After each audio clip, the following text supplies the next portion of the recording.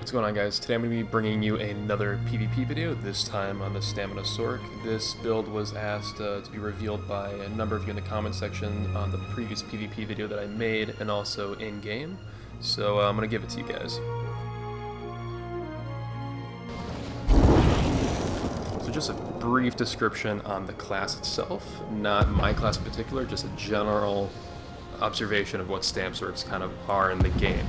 So in general, Stam Sorcs are pretty much the speed demons of the battlefield. It's basically them and Magicka Nightblades, because Stam Sorcs have this ability, Hurricane.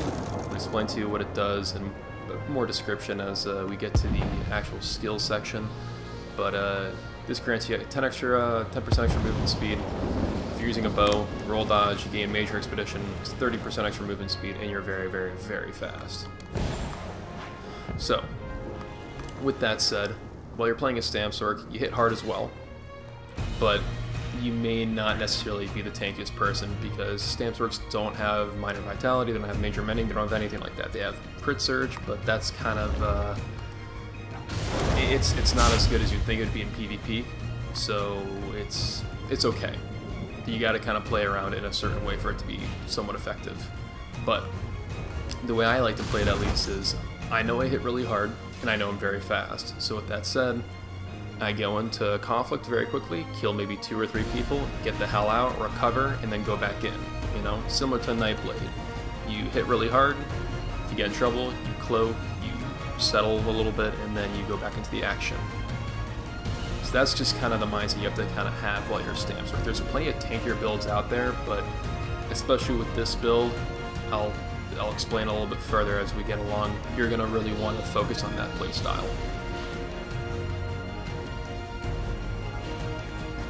So moving right along, we're just going to get right into the race, boons, consumables, potions, and what have you. So for our race, we're an Orc.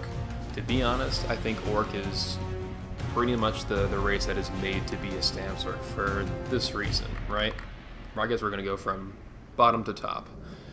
Increases your damage done by melee or with melee attacks by 4%, and reduces the cost of sprint by 12%, increases movement speed bonus in sprint by 10%. That's really good. You move super quickly. Above that, we have unflinching, increases your healing received by 5%, and health recovery by 20%. Pretty good. And brawny, increases your max health and max stam by 6%. For boon, we are using the Serpent. This is going to get buffed next patch, and yes, this is Horns of the Reach ready. I'm not going to post in Horns of the Reach because I might as well just post it now. The stats are going to get a little higher. I believe the Serpent Mundus is going to get to about 200 and maybe 300, very close to it, because I think the flat stat of the Serpent is going to be around 220, 225-ish. So I'm expecting it to be around 300 extra stam recovery. I'll actually buff up for you really quick, so you can see just how we're looking in general. So we have 30k stam, 17k health, almost 10k magicka, we have 1500 recovery. That will actually go up if we drink a potion and kill a target. So our stam recovery is at 2100, give or take with some change. We are at 3600 weapon damage. That is actually just the flat damage. We have a lot more damage than that. We have a lot more, and you'll see how. We're looking at 17k spell resistance, 17k physical resist, 3k crit resist, and then the rest is somewhat irrelevant. We're at 40% weapon critical, which is pretty good. What really differs about this build also is we're using Ozorga's triple trifid pocket recipe, or whatever you call it. It gives us 5,000 max health and 457 stam for max stamina regen for 2 hours. That's very good. The reason why I'm not running Tri-Stat, Bi-Stat, or the Dubious Cameran Throne is because it gets our health a little bit under where I'm comfortable. I mean, it works perfectly fine. You can invest more points into health, as you saw here. I don't really have that many points into health at all, or none for that matter. You could change that up, change it as you see fit. But I am really liking this, because the big problem I've been having with Stam Sorc nowadays, and especially in this patch, is there's no more reduced cost unless you put a glyph that allocates to that bonus. Is if you overcompensate, or if you over rely on Dark Deal, it kind of hurts you a little bit, right? And what really helps me is just relying on that recovery to kind of mitigate some of the ability costs, because your stam regen still works while you're in combat, right? So I don't know. For example, if you pop a rally, you wait 1, 2, 3, 2 seconds, and it's back up, right? I don't know. That's just kind of how I feel about the build. It's definitely not min-maxed or anything like that. It's just sort of how I feel comfortable running it. You could change it as you see fit again. You can run Biostat with the health and stam. You can run Cameran, which increases the health and stam regen. You can run Triostat, do whatever you'd like. But I definitely advise you to mess around with the Ozorga's triple trifid pocket. It's pretty cool.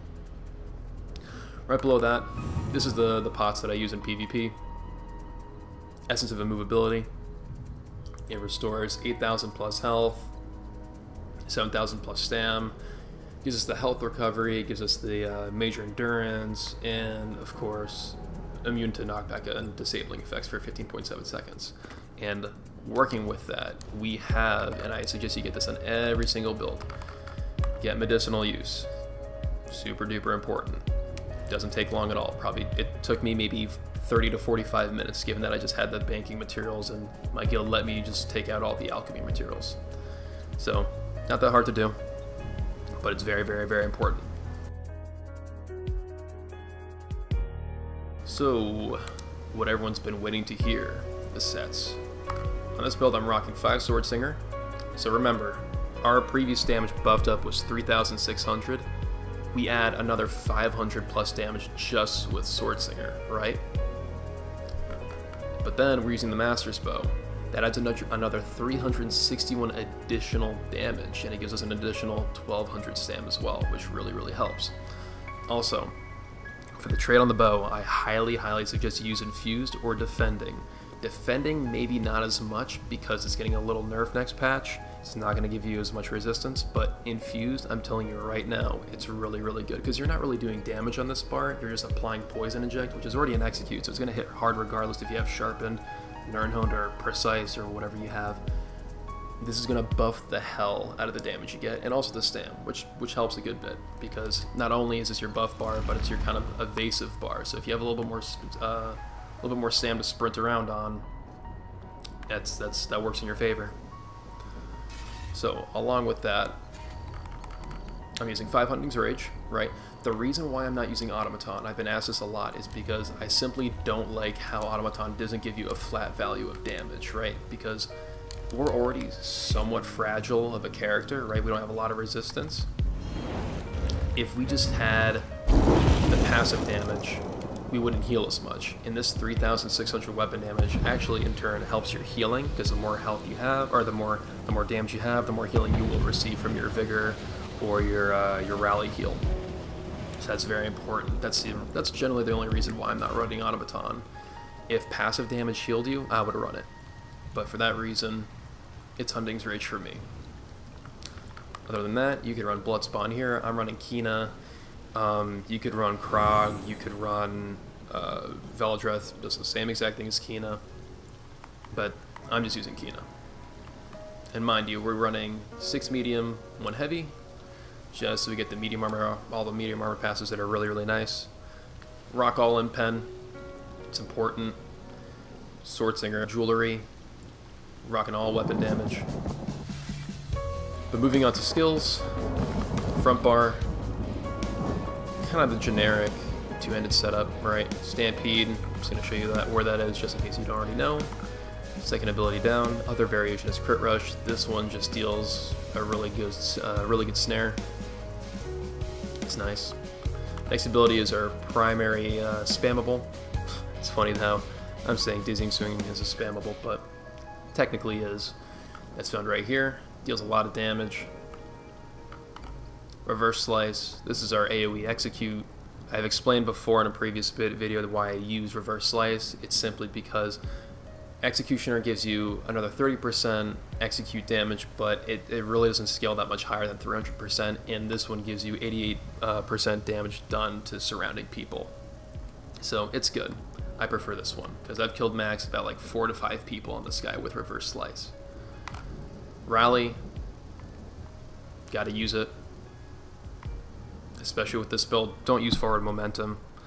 You're going to regret it, trust me. I've messed around with it. You just need the burst heal. It'll save your life. You could kind of mess around with this ability slot a little bit. I have Streak. This gives me a little bit more mobility and more survivability. And you could use that offensively too. Very good ability, very fun. But just don't spam it because it doubles the cost each time you use it.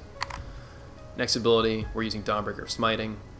Dawnbreaker of Smiting is a really, really strong ultimate. It's getting fixed. This new patch coming out, it's not going to be dodgeable, so that's awesome.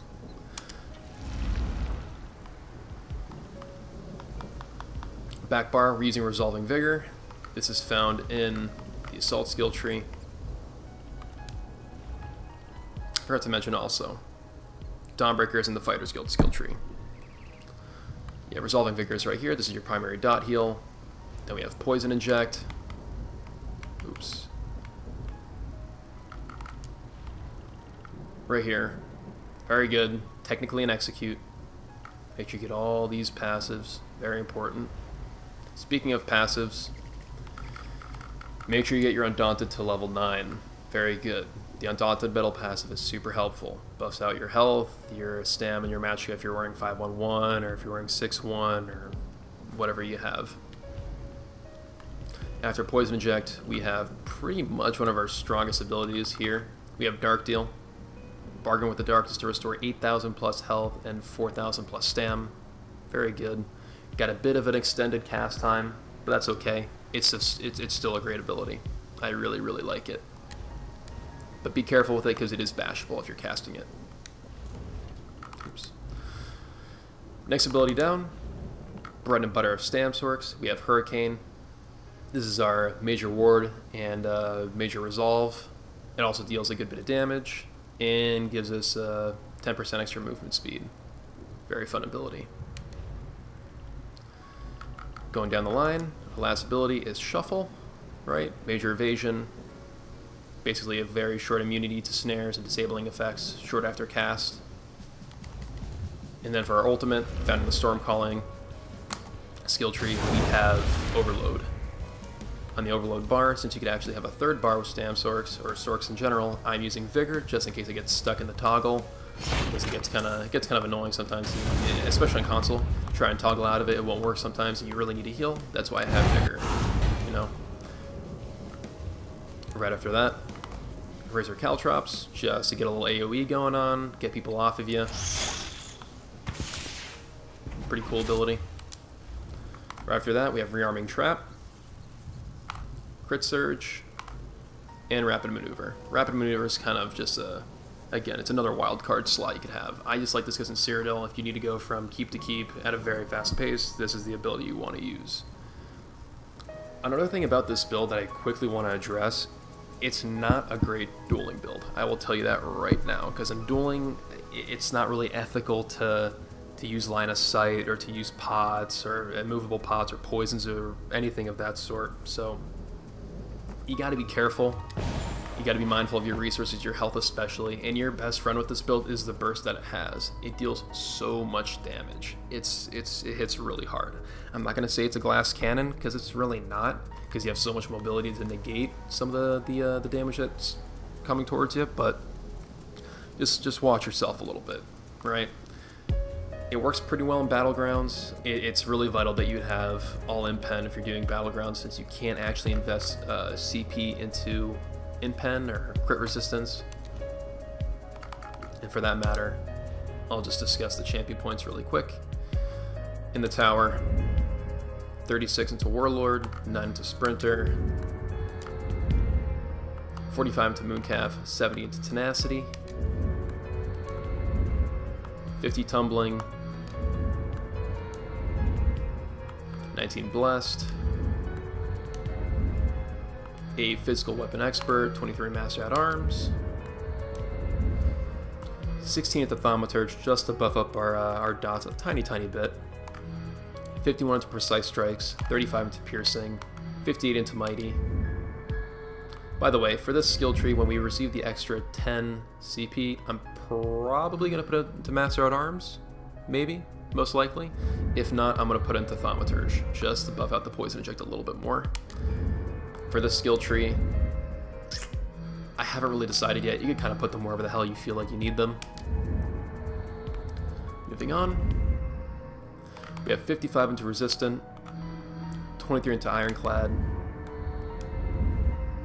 56 hardy, 53 LE defender, 11 thick-skinned. Basically, as long as you have the Unchained passive, you're fine. Very good passive. And then we have 12 into quick recovery. What's going on, guys? In this following clip, I'm just going to quickly show you some brief gameplay mechanics. There's some tank warden here. He's annoying me, he's snaring me. I get some line of sight because I quickly notice a max orc coming in from the far end. I know that max orcs are a huge kill threat, so I need to get this guy out of the way ASAP. I quickly ulti dump him, dots kill him, and at this point now, I know I can kind of relax and kill this warden at my own speed. Notice how also when I had 2 or more people on me, I got line of sight next to this rock that I'm near. That's very important. Our survivability comes from our line of sight potential, our speed, and our roll dodging. You cannot forget that. I notice this magblade trying to res this warden. I notice he doesn't really hit too hard, so I quickly just think the same thing as the max orc. Might as well just get this guy out of the way. I use an ultimate on him, and then implosion gets him. This nightblade spamming poison inject. He notices I killed 2 people, he wants no part of it, so he leaves the picture. So this has been the stamp Sorc that I've been running in PvP for the past couple weeks. It's really fun, really enjoy it. Very, very fun to cruise around with in PvP. Amazing when it comes to the line of sight combat, which is what you want to kind of focus on with this build. But on another note, thank you for watching. StamDK PvP build video on the Stalwart Knight is going to be coming out in a couple weeks because I really want to be precise to that build since that's what I'm maining nowadays. And that will be out in maybe a week and a half, a couple days short after of Horns of the Reach release because I just want to make sure everything's tweaked perfectly and that I could represent the build as well as I can. But anyway guys, thank you for watching, hope you enjoyed the build and have a good one.